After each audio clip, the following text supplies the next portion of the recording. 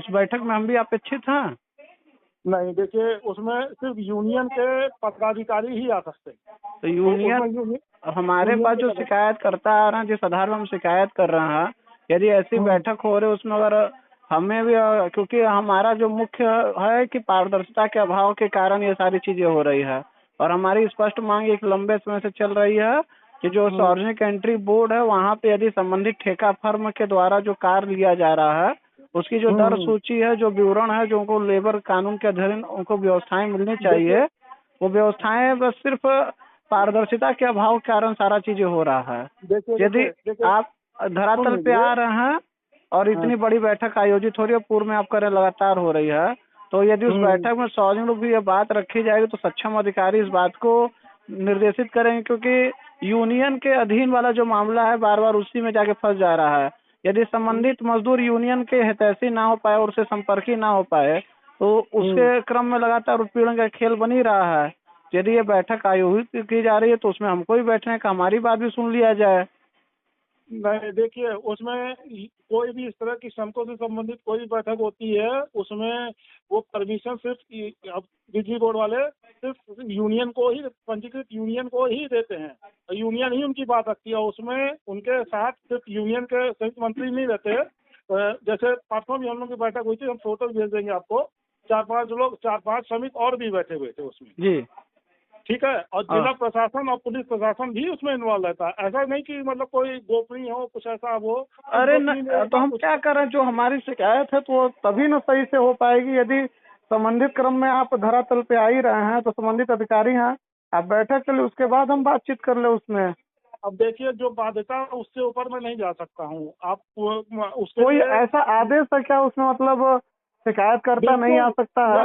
आदेश की कॉपी हमको भेज दीजिए। नहीं, ऐसा आदेश कुछ नहीं होता है, ऐसा आदेश नहीं होता है। लेकिन ये जो बिजली बोर्ड ये लोगों का रहता है, कोई भी फर्म रहती है इस तरह की प्रतिष्ठान, वो सिर्फ यूनियन से ही श्रमिक। और हम क्या कर रहे हैं, श्रम यूनियन अगर अपनी काम इतना धरातल पे अच्छे से कर रहा होता तो ये लगातार 2020 से हमने वहाँ पता किया तो 2020 से कई ऐसे प्रकरण चल रहे हैं जो भुगतान न मिलने के कारण मुकदमा दुसान की सब कॉन्ट्रैक्टर कंपनी पे हुआ है। हमारे यहाँ श्रम विभाग में कम से कम 25 मुकदमे इस समय चल रहे हैं इनके दुसान के खिलाफ, ठीक है। दुसान और बी और सी दोनों के खिलाफ, जिसमें इनके रूप से इनकी तरफ से एक श्री प्रकाश दुबे हैं, वो जाते भी हैं पैरवी के लिए, ठीक है। हमारे यहाँ आप चाहे पता कर सकते हैं, हमारे यहाँ लगभग 25 ज्यादा होंगे, हाँ, लगभग 20 से 25 मुकदमे हमारे यहाँ इनके खिलाफ लगे हुए हैं और लगातार चल रहे हैं।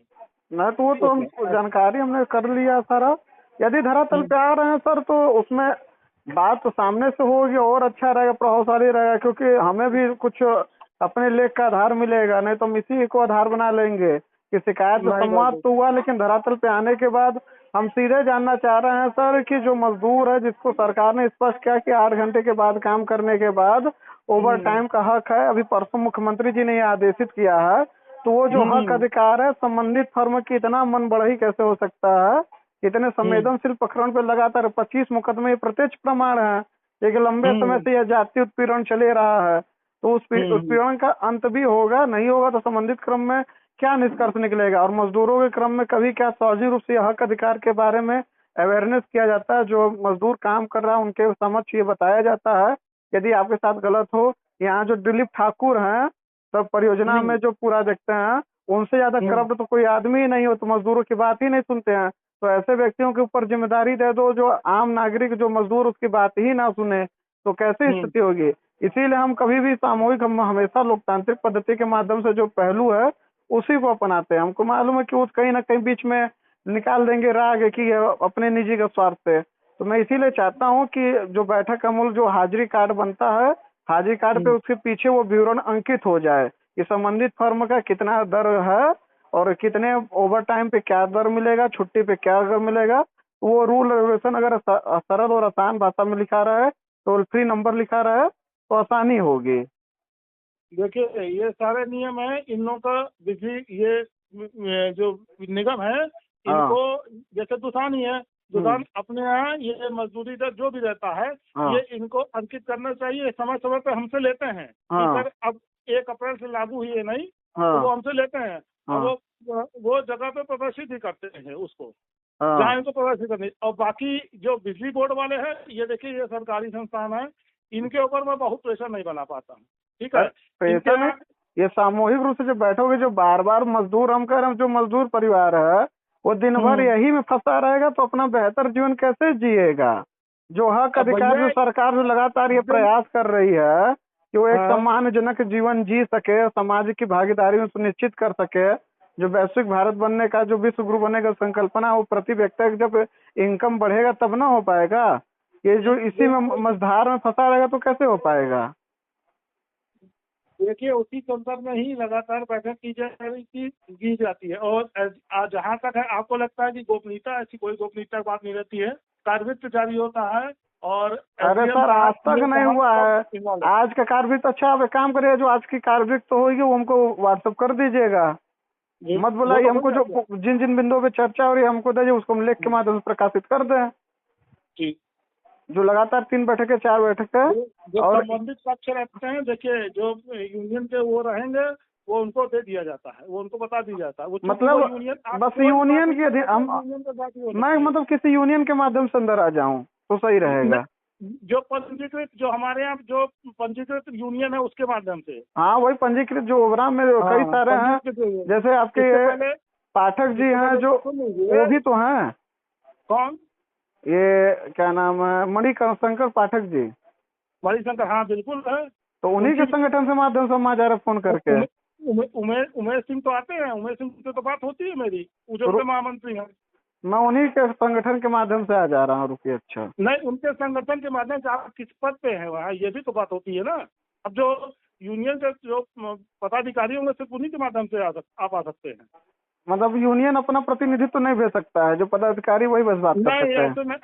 ऐसे नहीं होता ना भाई, हमारे उसमें वो भी नहीं है। और ये रूल रेगुलेशन बता देंगे कहाँ पर है ये हमारे। आप हर चीज का रूल रेगुलेशन देखिए, मेरे पास ये नहीं है ये, लेकिन ये बिजली बोर्ड वाला जो प्रिंसिपल एम्प्लॉयर है, जो मुख्य सेवा योजक है, तो ये बताइए हमको अभी फोन किस संदर्भ में किए हैं आप, ये बताने के लिए कि बैठक हो रही है लगातार।